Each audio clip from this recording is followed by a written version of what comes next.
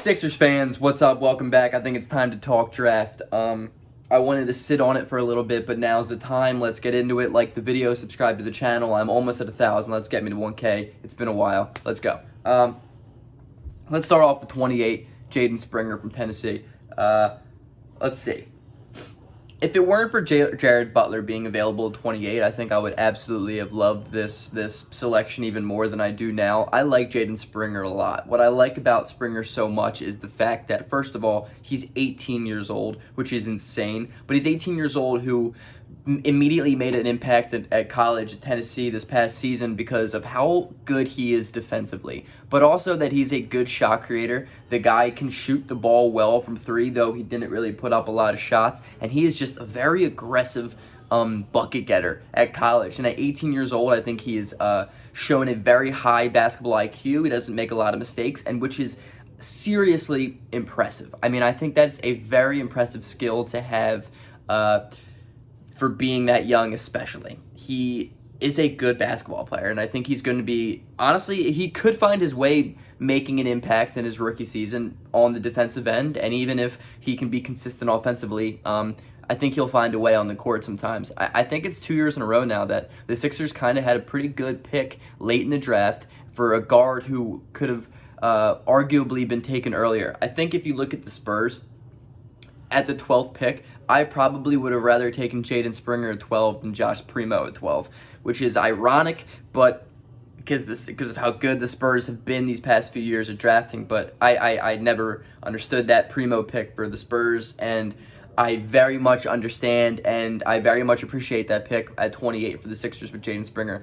I love Jared Butler, though. I love how good he was in college, consistent he was at college, how he's a leader at college. I think he was my number one guy on the Sixers draft board, but he kind of slipped even further than I expected. So, maybe there's something there that teams are recognizing. So, I mean, it's interesting. I would give this pick a B+, an A- for the Sixers. I really, really like Jayden Springer. I love how young he is. I love how explosive he can be. I love the aggressive scoring mentality that he has. His work ethic is supreme, especially compared to the rest of the guards in this draft class. And he's just a really good defender. He's a very good defender, which surprises a lot of teams, I think. So I'm here for the Jayden Springer pick. Then we had the 50th pick. We drafted, let me see if I can say this right. Actually, I think I have it somewhere here. Filip Petrucev. Okay, let me talk Filip Petrucev. I don't know a lot about this guy because I'm not a big KK mega basketball team fan. But you know what? That's on me. I should start watching the Adriatic League more often. He is a good shooter. The guy shot 41.6% from three, I think, this past season overseas, and I'm pretty sure he won the Adriatic League MVP. Let's see. He did. See? I know my Adriatic League basketball guys. He won the league MVP, and he's a legitimate floor spacer, which is what the Sixers need at the four more than anything. So I think I honestly like this. I just like the fact of getting big guys who can pop the basketball, who can shoot the ball from beyond the arc. He had a pretty good, I think he averaged like 25 a game for the Adriatic League, shooting over 42% basically from three. I love that. He has a very smooth, mechanically sound jump shot, and he's 7 feet tall. He played 2 years at Gonzaga. He was a good basketball player there. I think he may spend another year overseas to hone his skills, but if not, I think he's going to come over to Philadelphia, play some G League basketball, see some two-way time, and it could be a guy who we look back in a couple of years and be like, that was a really, really nice pick. I would give this to a B+.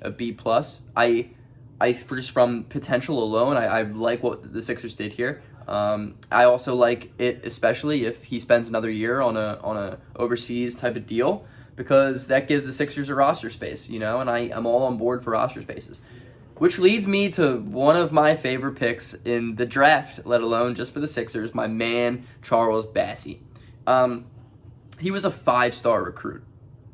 Like, this kid was the #1 prospect out of high school. He is a seriously athletic freak. He was physically dominant in college basketball. As a junior, the 20-year-old averaged 17.6 points a game, 11.6 rebounds, and 3.1 blocks. I'm pretty sure he led the nation in blocks per game. No, I lied. I'm pretty sure he led the league led the NCAA in defensive rebounds a game. This man is a fantastic, athletic rebounder and rim runner, and I think from where we drafted him, it's really, really impressive. Because you saw this draft a couple of nights ago now. You saw that big men are just not getting drafted early on anymore. I mean, the entire lottery, outside of the exception of Evan Mobley, teams are drafting athletic guards who can shoot and score, or 6'10", versatile forwards who can play defense, but aren't really big men. That's the way the NBA is nowadays. So I think if by grabbing a guy like Bassey, 53rd in this draft is a just fantastic value. I love this value. I think this dude could be a really, really good basketball player, especially on the defensive end and just as a rebounder. I mean, he can be a younger version of Dwight Howard. Not prime Dwight Howard, I'm saying, but I'm saying the Dwight Howard that we saw, we can see a younger version of that. Just an athletic guy who can run up and down the court, block shots at a high level, rebound better than anybody else. The guy's a 7'3" wingspan. He hustles a lot. I really appreciated this pick. I really did appreciate this pick, and he's disciplined. He's disciplined. I like it. I like this pick a lot because he is a rare physical combination of everything, of athleticism, of hustle, because the guy works his butt off. I really like this pick. I would give this pick an A, which leads me to the last thing of Aaron Henry. See, Aaron Henry is a guard from Michigan State that we picked up like unrestricted, I guess. I mean, it was after the draft, you know. I'm assuming this dude is going to be a two-way guy, if that, probably G League, maybe just a summer league invitation. He's not a great shooter, but this dude can play defense. Aaron Henry's a really good defender. I like it. I like the way he plays. I think if,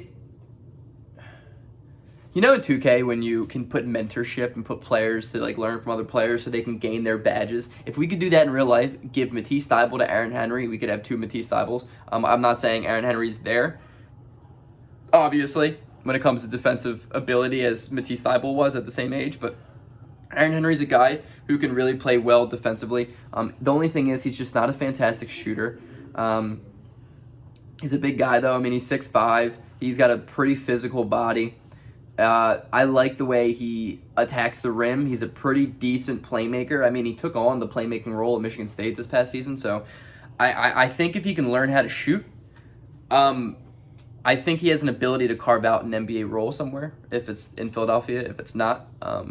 But shooting is going to be very, very important for the determination of, is that the right word? For